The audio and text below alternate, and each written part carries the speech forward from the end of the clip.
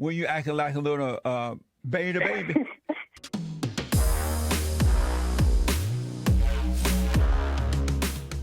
and gentlemen, Logan JYA here with my friend Sean, and listen, I said I would never do a profile on this deck, but after the ban list, I'm impressed with how he was able to get second place today and do very, very well.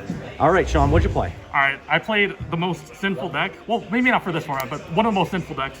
FLOOWANDEREEZE, the birds. Oh, beta birds. It's all right, though, because listen, you guys might be very interested by his list, and if this is a deck you used to play, you're going to find some cool tips and tricks in here. So without further ado, let's get into it. All right, so for the basic lineup, I mean, it's nothing really much really changes, right? 3, 3, 2, 1. So the reason I play 2 of this one is because, especially versus Kashtira, I specifically want to have 1 in deck so that in case it gets banished off of the Diablosis, like a Rise Heart like thingy, then I still have 1 in deck so that I could cycle through. Gotcha. We play 2 Empin, 1 Ryza, and Here, then let's keep them more on this side just because the glare is killing us. And then 1 Apex. So I was actually, this is a pretty standard ratio. I was actually considering playing Snell instead of Avian because it's actually a good interruption versus Kashtira. It's the Book of Moon guy, yeah, right? Yeah, because you could Book of Moon them, yeah. But I mean, it didn't actually end up mattering. I didn't play against any Kashtira, so it is what it is. Yeah. But yeah, that's all for the monsters. You might want to note, I'm not maining Shifter because this build is purely meant to go second and just play pure power spell board breakers. And I just didn't feel like Shifter was strong enough. Fair enough. All right, so moving on to the spells. And that's a good question to think about going forward into this format. How worth it is Shifter if you're not Kashtira? Yeah.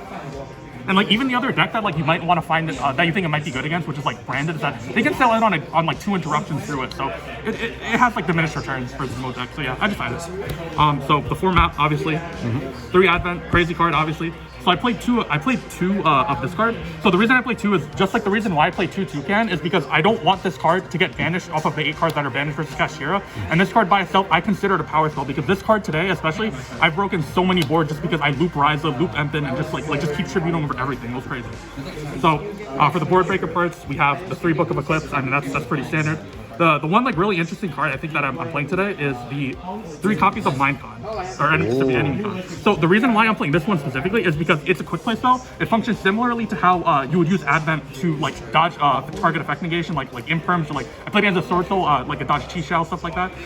But the best part about this one is that when you're playing against like a Kashtira board specifically, or a branded board, you can actually take the monster, so you can take another interruption, and then you can use it as a tribute material. Unlike how, like with this card, for example, you still need another body. This card represents the body and it dodges the interruptions. So on to the next cards, we have 3 Pot of Duality, and I had 3 Prosperity, but I was borrowing it, so there's 3 Prosperity here. So everybody knows there is also 3 Prosperity, and if you're watching the video muted, I already know you're commenting this. So yep. And then for the last 2 board breaker cards, we have 1 and 1. So the thing is, the reason why I played Talons is because I'm trying to really prepare for Kashtira because I don't think this deck has an inherently good matchup versus it. So and all these cards have generally good applications versus other decks too. But the interesting part about Talons is that, from my understanding, the way it works is that if all your main monster zones get locked out and you Talons them to take, you can still legally activate Talons to take. It's just whatever you take with the Talons, it would just get sent instead. So you could use it to actually trade 1 for 1. And then the Dark Ruler, it's just like a universal application card. I just had 1 of it. I have more on the side. I just didn't know what generic board breaker to play, especially for locals. So I just feel like it would cover the field, and it worked well. Suggestion for next time? Maybe change a heart. Yeah, yeah. I have to consider those cards, but I didn't think enough about them. I just really value Talents because it could take, and it's more versatility in terms of the drawer looking at hands. Absolutely. And then the last spell is just 1 Gold Start. It's a little more consistency. There's a lot of hands where I saw where it's I open, especially because I'm playing 3 of the non search birds.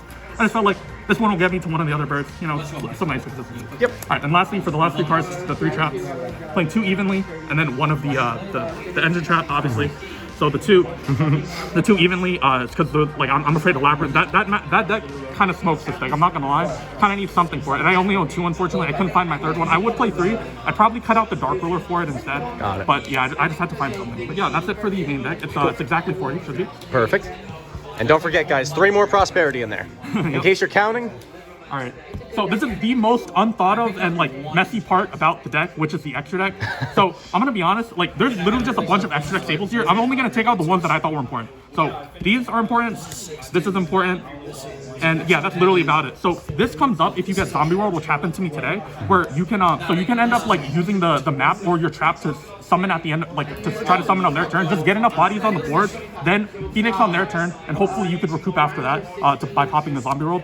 And then the same kind of logic applies for this, is that sometimes when you get floodgated, you just need to like use this to out the floodgate and hope you can live another turn.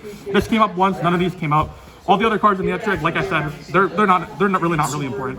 Gotcha. Ideally, you would want to play multiples of these because of Kashtira, but I'm poor, so. All right, let's check out that side deck. Bring her to a close. All right, yep. And on to the side deck now. So for the side deck, play one Duster for the back removal, like I just mentioned, the Labyrinth. And then we have one Dark Ruler, which is just another board breaker for other decks that I'm not sure how to prepare for. And then the other Talons. Yep. Most of the time, if I'm going first, most of the time that's where people like think Talons really shines. But for Flu, there's actually not really much you want Talons for, like when you're going first, because there's not really much to convert off of. Like, you get a map, but like you don't get another.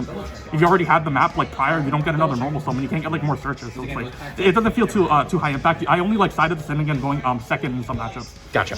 3 shifter in the side specifically. Oh, yeah. Because this if you play against like some whatever graveyard decks, like I sided this in versus branded, because even though they can still make interruptions through this card, it hurts their board enough where that this card is still impactful. And also like if you play against someone still trying to cope on tier, which I don't think is very good right now, but yeah, like this obviously hurts them a lot. I played 3 copies of Ash Blossom as my last hand trap because I think this deck has a really bad branded matchup if you specifically don't have one of these 6 cards, because like these cards allow you to kind of just like stabilize the game. One of my games versus Branded today, I literally would have lost the entire game if I didn't top deck an Ash. So simplified the game state and I had an Ash Blossom. Then we played 3 Lightning Storms. I just need more back row removal because I can break. If you saw, my main deck is tailored specifically to break monster boards. For back row, I kind of just say like, okay, I'm gonna concede game 1, and then I just hope I can break the board after. And then the last 3 cards is Featherstormer. I don't need to explain this card. This card's broken. This card's insane.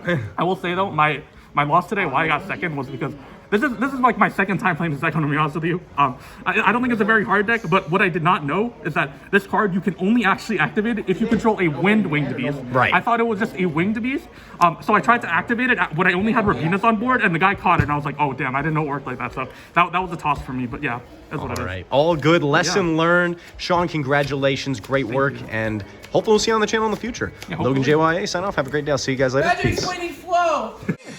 意志逆走四角い空心の隙間